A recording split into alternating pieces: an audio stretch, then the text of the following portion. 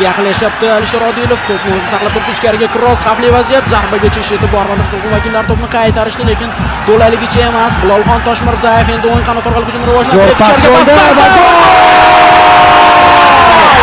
boshladi Farg'ona, boshladi Neftchi. 77-raqamda o'ynayapti. Gol muallifi dastlab chap qanot orqali hujum tashkil etilganida aynan Alisher Odilov faolligi evaziga bu hujum rivojlandi. U to'pni saqlab qoldi.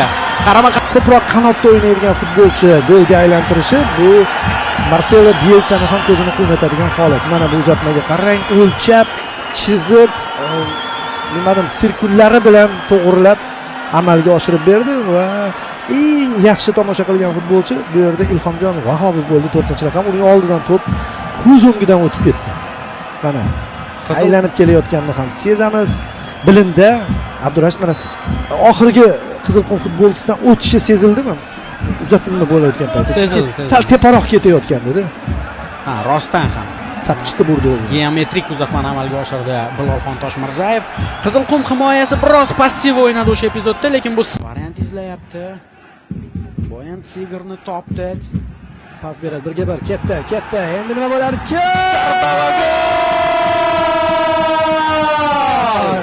Maroshichdan aqlli uzatma, Alisher Odilovdan dubl. Bittasi men Modric bo'layapti ish qilib. Benzemasi bor. Gol urayotgan jamoa. Bittasi qanday chiqaveradi? Yoki o'sha mana hujumni shu yerda hal qilishda ofsayd yo'q, uzatma ideal, zarba ham mukammal. Darvozabon o'tirib tomosha qildi. Ha, Sanjar Quvvatov shunchaki ojiz qoldi bu zarba oldida. Mana rostdan ham har xil o'sha hisoblar yozilgan. Raqamlar yozilgan. Nargisini oldi. Hozir 3-0 ni tayyorlab qo'yishadi menimcha. Maroshichdan aqlli uzatma. Zarba ham zo'r chiqdi. Hisob 2-0.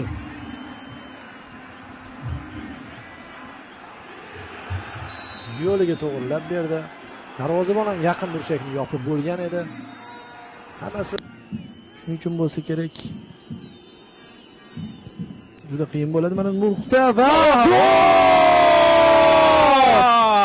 uzr so'rayotgan bo'lsa ham lekin gol uryapti. Ha, hisob o'yinga intriga beryapti. Hisob qisqaryapti do'stlar. Konsentratsiyasini mana shu o'yindagi har bir epizodga qaratib o'ynaydi va bu qo'shimcha bosim beradi.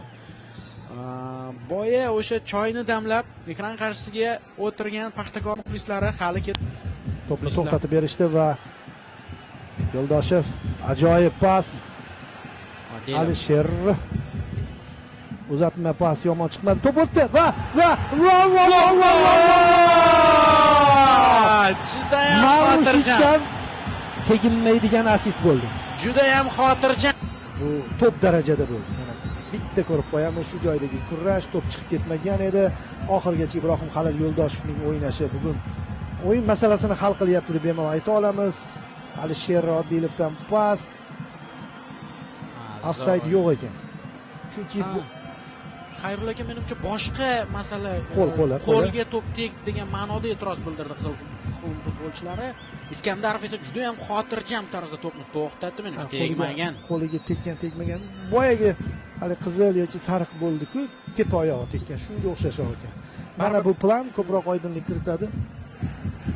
Hech qanaqa oydinlik kiritmadi. Baribir Iskandarovning tajribasi ham sezildi. Hakam VAR bilan suhbatlashyapti. Video assistent referi tizimidagilar qulay kadrni namoyish etishlari kerak. Hop. Ha, bu baribir stop kadr kerak ekan. Kadrni to'xtatishlari kerak. Hozircha Temurбек To'xtasinov tekinmagandek har bir qadamlarning umumiy yig'indisi shunday turnirlarda. Sayfiyev maydonga tushgandan keyin o'yinni haligi cho'g'ini o'chirish bo'yicha Neftchi master klass o'tyapti va hozir hisob o'zgarishi mumkin va hammasi tugaydi. Alda gol ur va tugadi. Kim urish kerak edi golni? O'yindagi eng faol futbolchilardan biri Ibrohim Halil Yo'ldoshev gol uryapti. To'g'ri bo'ldi. Va Neftchining hukmronligi Paxtakor bilan kechayotgan kurashlari ostida futbolga shu sohaga kirib kelgan edim. va yillar o'tdi, og'ir yillar bo'ldi, ligadan tushib ketishlar bo'ldi, Sarkisyanni sog'ingan damlari bo'ldi, lekin ashaddiy muxlislar uni tushmagan ekan. Haligi uzoq yillardan keyin pianist shunda qaytib kelib, pianinasida qanday chalib ketsa, muxlislikni ham shunday uddalab ketishdi va mana bu fenomenal gol uchrashuvga mantiqiy yakun yasayapti. Ibrohim Halil Yo'ldoshev menimcha uchrashuvning man of the eng zo'r o'yinchisi, iloji yo'q. Va Xayrulla aka, Alisher Odilov ham 2001-yilda tavallud topgan. O'zi o'sha avlod vakillari Levchikani nutqini boya aytdim. yondirishdi. Kim